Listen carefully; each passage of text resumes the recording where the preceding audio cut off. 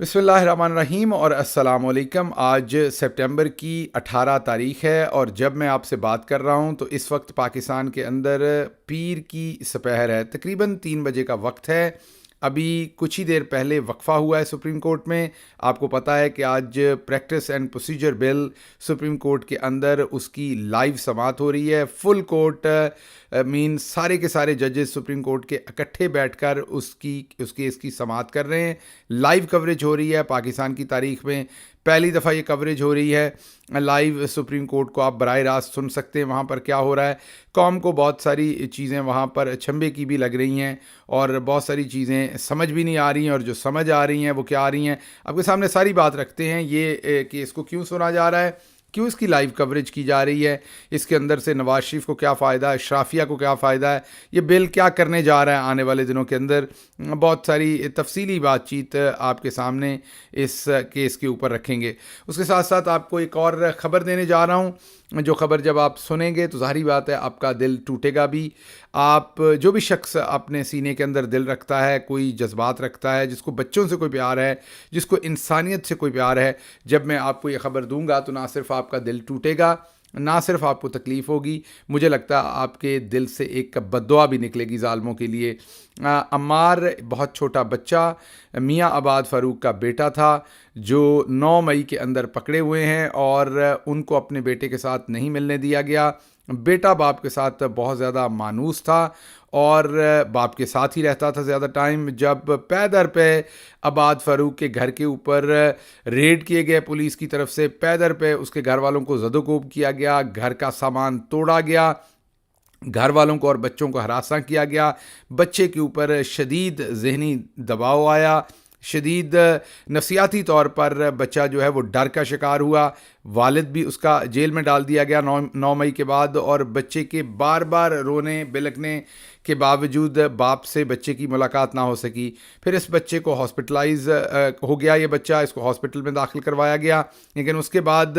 मौजूदा गालिबन पंजाब हुकूमत या गालिबन मौजूदा पुलिस जो है उनके दबाव के ऊपर, घर वालों का कहना तो यही है रिपोर्टेडली कि जो मौजूदा रजीम है उन्होंने इस बच्चे को, जो अभी तक सेहतयाब नहीं था, हमने पहले भी एक वीलॉग में इसके ऊपर बात की थी और सोशल मीडिया के ऊपर आपने बार बार इस स्टोरी को देखा था कि इस बच्चे को मौजूदा रजीम ने, हालांकि वो सेहतमंद नहीं था, फिर भी हॉस्पिटल से ज़बरदस्ती डिस्चार्ज करवा दिया गया था। बच्चे की क्योंकि सेहत ठीक नहीं थी, उसे जब हॉस्पिटल से डिस्चार्ज करवाया गया तो बच्चे के जो ताया थे उनकी एक वीडियो फुटेज सामने आई जिसमें बच्चा भी नज़र आ रहा था घर पे, और उनके ताया जो थे वो बिलक रहे थे बच्चे का ताया जो है, और कह रहा था कि किस तरीके से उनके बच्चे का इलाज नहीं हो पा रहा। कोई प्राइवेट हॉस्पिटल डर की वजह से बच्चे को दाखिल नहीं कर रहा, सरकारी हॉस्पिटल तो वैसे ही नहीं लेगा, और बच्चा अभी सेहतयाब नहीं था, उसको ज़बरदस्ती हॉस्पिटल से निकाल दिया गया। और अब वो घर के अंदर आप देख सकते थे कि उस बच्चे को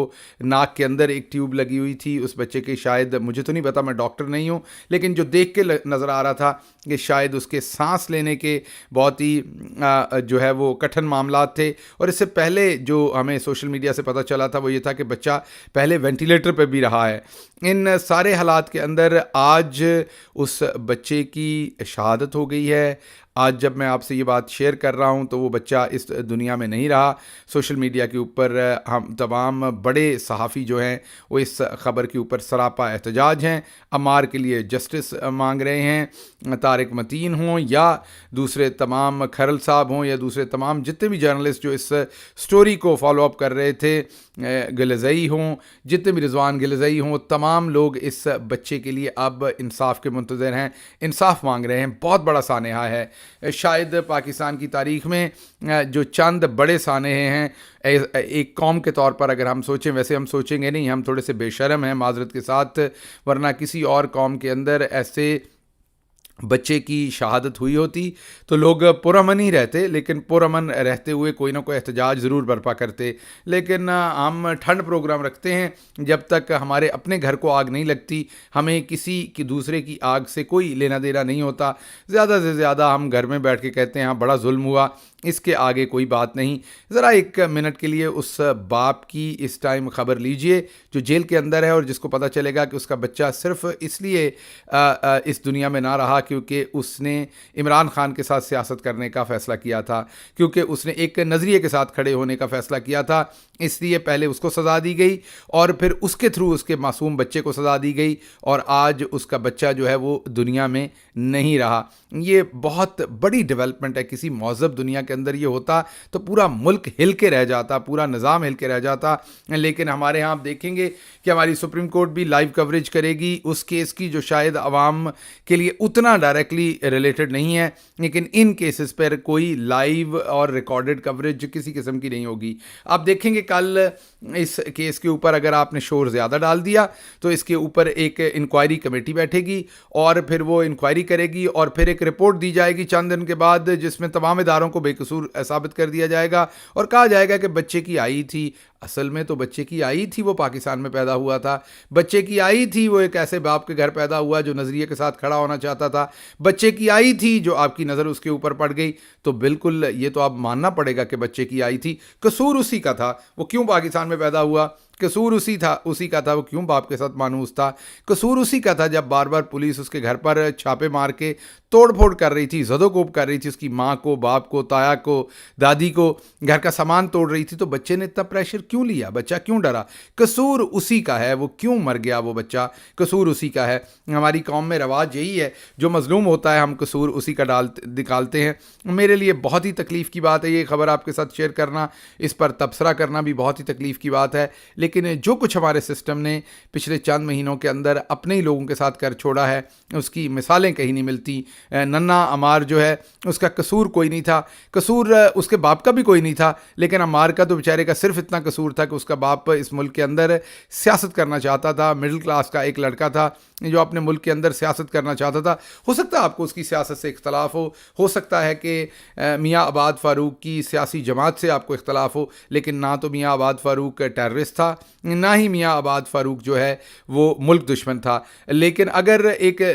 لمحے کے لیے آپ سوچ لیں کہ میاں عباد فاروق بہت بڑا کوئی مجرم تھا, تب بھی اس کے بچے کا تو کوئی قصور نہیں تھا, وہ تو معصوم تھا. اس بچے کو باپ سے تو ملوایا جا سکتا تھا. اس بچے کو جیسے اس کے گھر والے کلیم کر رہے ہیں بچے کے بار بار کہ زبردستی ہاسپٹل سے ڈسچارج کروایا گیا, اس بچے کو ہیلتھ کی بنیادی سہولتیں تو ملنی چاہیے تھی, اسے ہاسپٹل کے اندر تو بنیادی طور پر رہنے دینا چاہیے تھا. بہت بڑا ظلم ہے. میں آپ سے یہی کہوں گا پرامن طریقے سے آواز اٹھائیے, بالکل کسی طریقے سے قانون ہاتھ میں نہیں لینا آپ نے, لیکن پرامن طریقے سے جو جمہوری آپ کا حق ہے اس سے آپ کو آواز ضرور سوشل میڈیا پہ اٹھائیں یا ویسے اٹھائیں, اس بچے کے لیے انصاف کے لیے ضرور آواز اٹھائیں کیونکہ آپ نے آخرکار اللہ کو جان دینی ہے. دوسری خبر جو آپ کے سامنے رکھنی ہے, آج پریکٹس اینڈ پروسیجر بل کی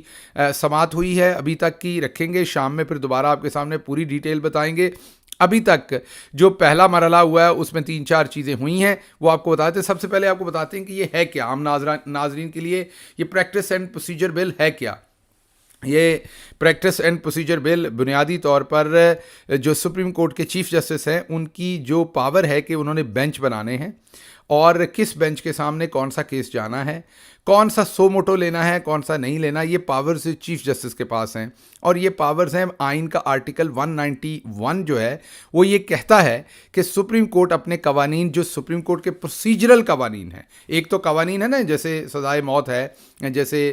چوری کے کیس کی سزا ہے, فراڈ کی ہے, وہ تو آپ کی پارلیمنٹ نے بنائی ہوئی ہیں, لیکن وہ کہتے ہیں کہ سپریم کورٹ نے اپنی فنکشننگ کیسے کرنی, بینچ کیسے بنانے ہیں, مقدمہ کتنے دنوں بعد سننا ہے, کتنے بجے سے کتنے بجے تک کورٹ نے چلنا ہے, یہ تمام چیزوں میں انہوں نے انڈیپینڈنٹ کر دیا کہ سپریم کورٹ قوانین یہ ہے, سزا میکسیمم منیمم اور کس جرم کی کیا سزا ہے, یہ سب کچھ متعین کر دیا پارلیمنٹ نے, لیکن اس سزا کا پروسیجر کیا ہونا ہے یہ سپریم کورٹ کو 191 کے انڈر یہ اختیار دے دیا. اب یہ کیوں اختیار دے دیا؟ اگر یہ اختیار بھی پارلیمنٹ کے پاس ہوگا تو پھر ڈائکوٹمی آف پاور مین ڈویژن آف پاور کا کانسیپٹ ختم ہو جائے گا. پھر تو ایک ہی کے ہاتھ میں لاٹھی آ جائے گی, جس کا پارلیمنٹ پہ قبضہ آ گیا وہ تباہی مچوا دے گا ملک کے اندر اور اپنی مرضی کرے گا. اس لیے یہ ڈویژن آف پاور کی گئی ہے کہ ایک ہی ادارے کے پاس ساری پاور نہ چلی جائے, تاکہ ایک بندہ اگر فار ایگزامپل امیر المومنین جناب نواز شریف صاحب بیٹھ جائیں تو وہ تو پھر دھجیاں اڑا دیں گے, ہر چیز کی ایسے قوانین بنائیں گے اور بناتے بھی رہے ہیں ماضی میں. ابھی بھی انہوں نے ایسا ہی قانون بنایا ہے